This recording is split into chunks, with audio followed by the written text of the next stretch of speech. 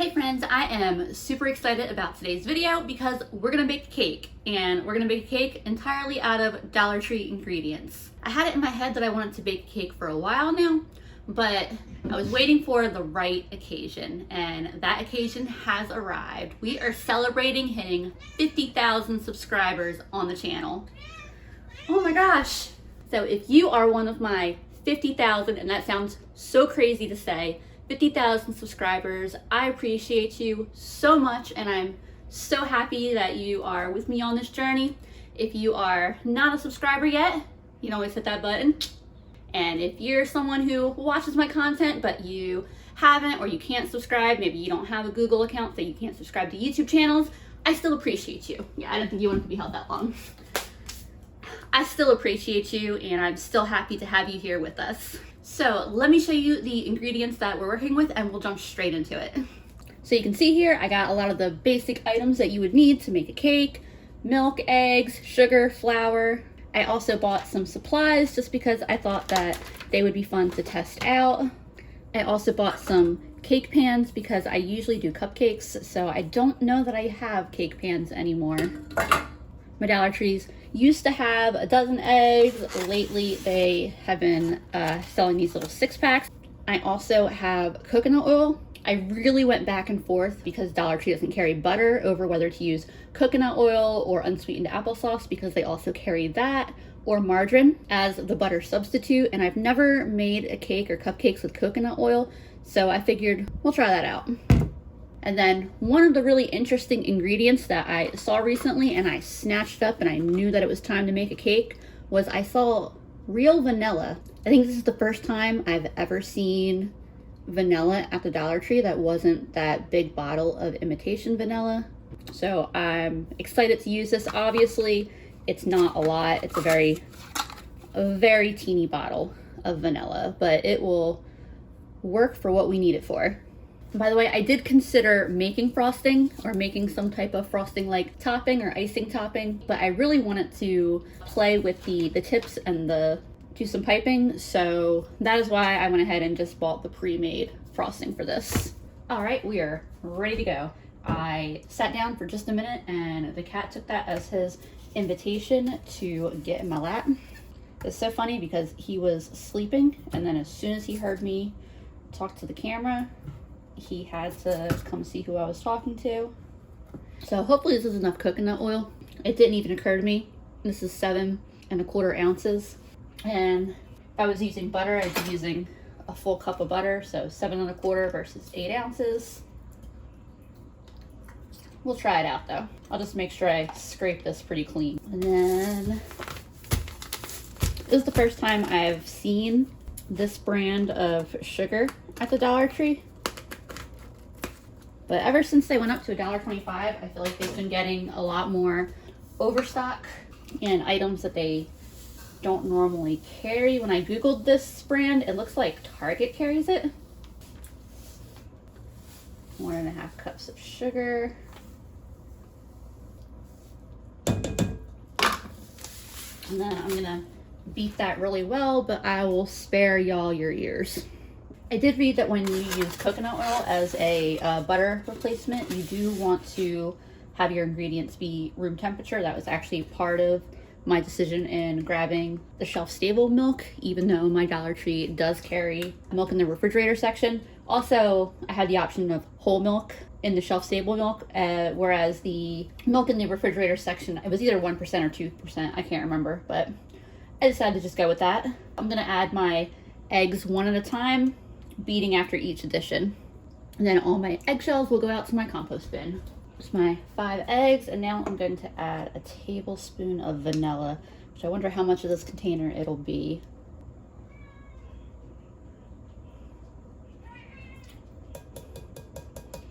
Most of the little jar. And I'm gonna get this vanilla mixed in as well. I'm gonna start with 2 3/4 cups flour. So the flour, I'm adding about 3 teaspoons of baking powder. And then an ingredient that I definitely couldn't have gotten from the Dollar Tree, honestly, I forgot, but here's 1/2 teaspoon of salt. whisk that together so that way everything is mixed well. And then I'm going to whisk my flour mixture here into this bowl. My flour mixture is all mixed in, but not without some casualties. Whoops. The last thing that we're going to add to our cake batter here is just 1 cup of milk after adding the flour mixture. We have a pretty thick batter. This is going to thin it back out. I beat that just until the milk was combined into the mixture. Gave all the sides a scrape to make sure that no big globs were sticking, because we're not afraid of salmonella in this house. Give a little taste. Tastes like cake batter to me. I have my 3 pans greased and my oven preheated to 350. I will say something tastes, I don't know if different's the word, not bad. I guess slightly different than like a normal box vanilla cake mix. I want to say it's probably the difference between butter and coconut oil.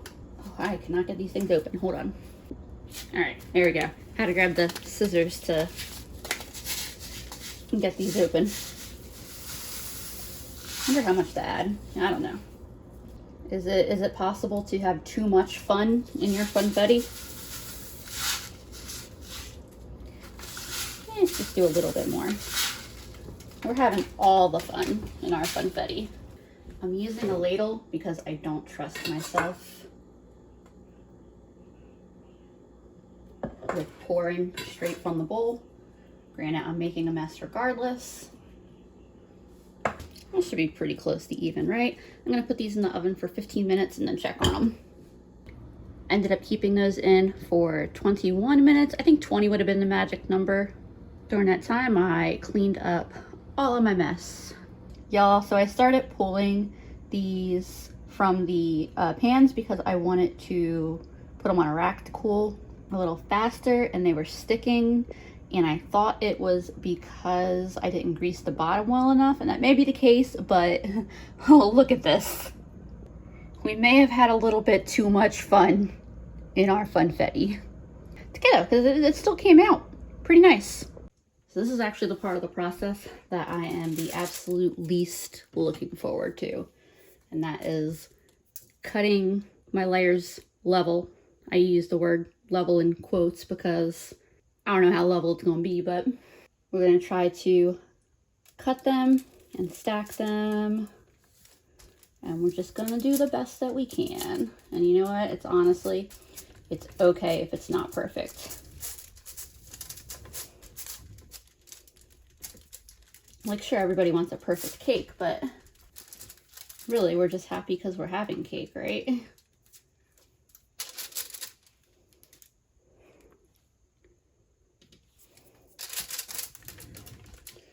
Little bump in the middle. There we go. This actually isn't coming out too bad. I'm tasting the cake, and cake's pretty good too. You know, in retrospect, I probably should have bought the little spatulas too, like the little metal thin ones, but that's all right. We can make do. Put my first layer down. That little bit of frosting is just to help it stick to my fancy cake board here, which is just a piece of cardboard wrapped in foil. We'll get a nice thick layer on here. Technically, I could have put some in a bag and piped it around, but time is starting to slip away from me, and I got places I gotta be later, so not in a rush, but I do need to keep an eye on the time. We'll get our second layer on there. Get a bunch more frosting.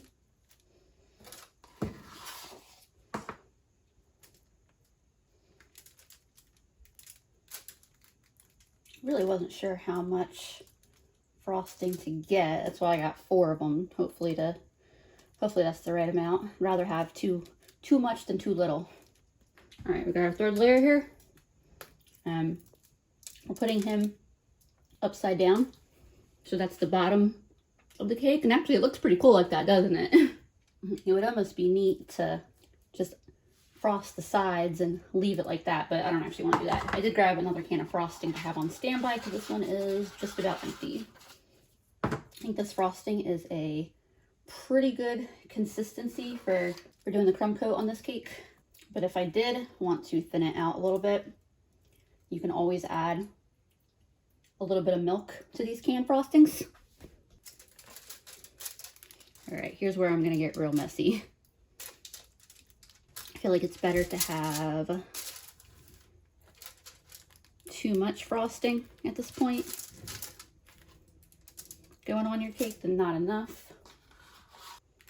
I've not even tried to do this in a very, very long time. I'm gonna switch to one of these here. Just go around the cake. I have a lot of frosting on top, so I'm gonna get some of that excess off. I'm gonna go around and hit spots like this that haven't got a very good coating. Spin this whole thing around again, and let's see where we're at. All right, I am happy enough with where this is at. So I'm gonna put this in the fridge for 20 or 30 minutes to chill, and then I'll finish decorating it. I'm snacking on a scrap piece, and it's pretty good. It doesn't taste like particularly dense, even though they weren't very tall cakes. Tastes nice and fluffy. I'm actually very, very pleased with how that cake came out, because like I said, I'd never made it with coconut oil before, and I really didn't know what to expect. Hey y'all, so it is actually the next day. I realized that I was gonna end up rushing decorating the cake and getting late to my friends, and there was no reason for me not to just split this into 2 days. So that's what I did. Since we put the crumb coat on that cake, it should stay nice and moist in the fridge, no worries. I have some sugar here that I'm putting into a coffee grinder. This could also be done with a blender, like a Magic Bullet, NutriBullet type thing. Basically, I'm making my own powdered sugar. I want to be able to pipe this frosting, and you can pipe with canned frosting, but as is, it tends to be a little bit too thin to really hold the shapes that you're trying to make. So we thicken it up with some powdered sugar, and it pipes really well. I ran that through a few times, and I don't know if you can see the difference in the texture. If you have some cornstarch, it's good to add a little bit of cornstarch to your powdered sugar. That's what most commercial powdered sugars are, is just sugar and either cornstarch or tapioca starch or something like that. Time to get some frosting ready for piping. Basically, we're just mixing some frosting with our powdered sugar, frosting with some powdered sugar until it hits the consistency that we want it to be at. All right, see, we got a much thicker frosting to work with as we pipe. I mean, do keep in mind that like adding a whole bunch of sugar is definitely gonna make your frosting sweeter. So just keep that in mind in terms of like how you're pairing all of your flavors. I'm not covering the entire cake in this mixture. I just want to pipe some things, so I don't think it's gonna overpower anyone in this house's palate anyway. I'm gonna get started. I'm gonna try out this round tip in one of these frosting bags from the Dollar Tree.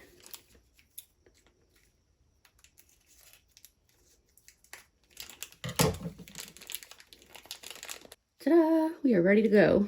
I'm not actually 100% sure if this here is gonna work the way I'm picturing it in my head, but I'm gonna try it out anyway. I got a piece of parchment paper here.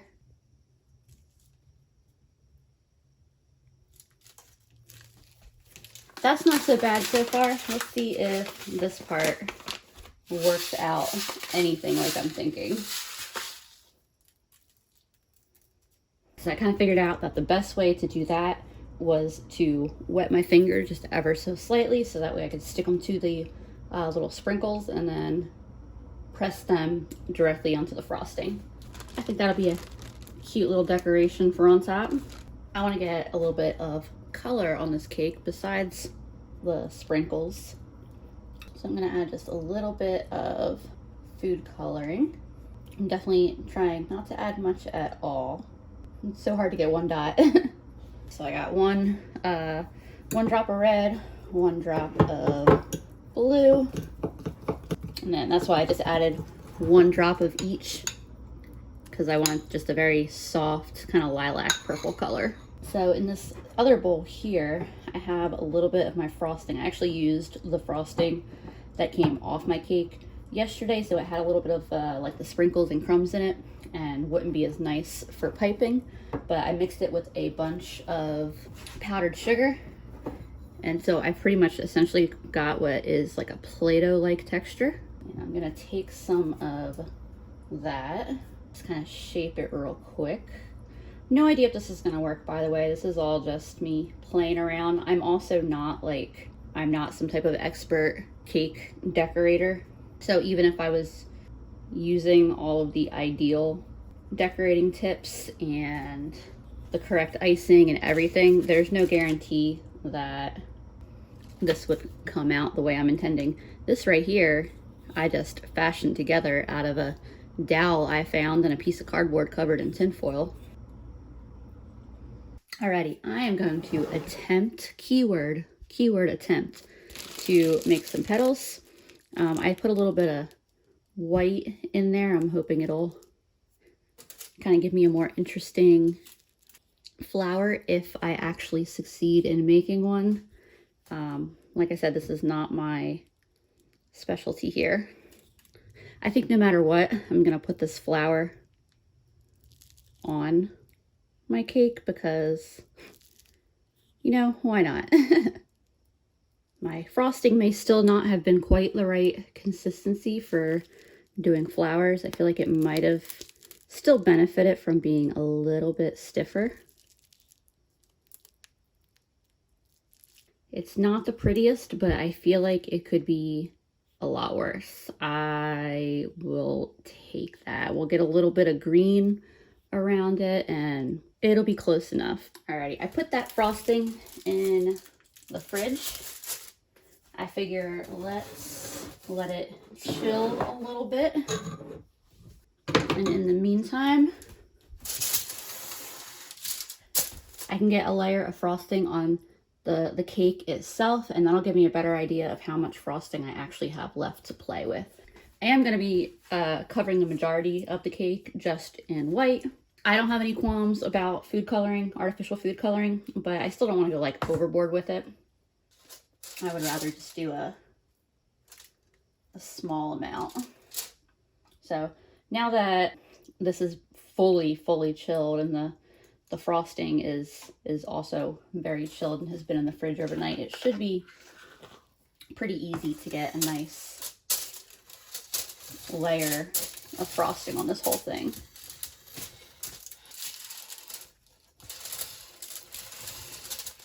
And I'm gonna try running this thing around it, and if I like the way it looks, I will, you know, keep it that way. If not, I'll just redo the frosting on it. No big deal.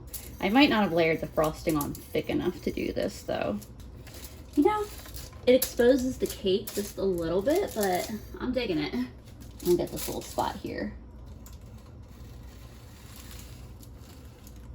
Doing just 1 drop of the blue makes a really nice pastel kind of robin's egg blue color. Alrighty, I chilled my frosting just a little bit. I'm trying out a slightly smaller flower here. Let's see how and if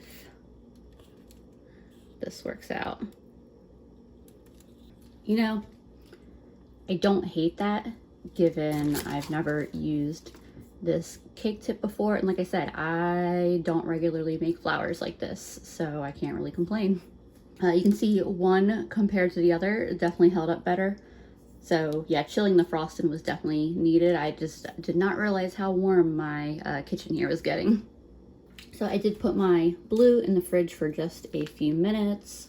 I'm using what they call, I think it's the shell tip. This will be my border for the bottom. I have had these in the freezer. That way they would harden up a bit and be a little bit easier to work with. You see, I can just lift that right off. All right, let's see, where do I want my flowers to be? Let's put this one right there.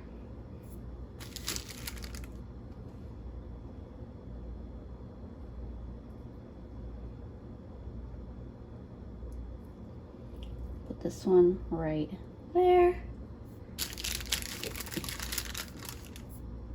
In retrospect, I probably should have piped the outside first.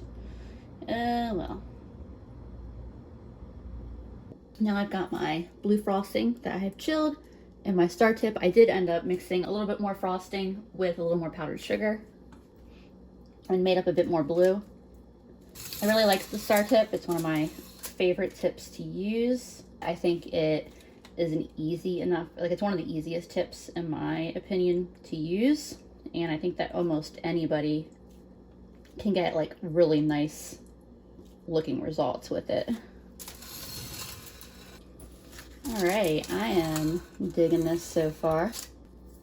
I have no idea if I got some green here, if any of these are actually gonna look anything like leaves. I'm skeptical, but let's just go in here and see what happens. That one actually looks pretty good.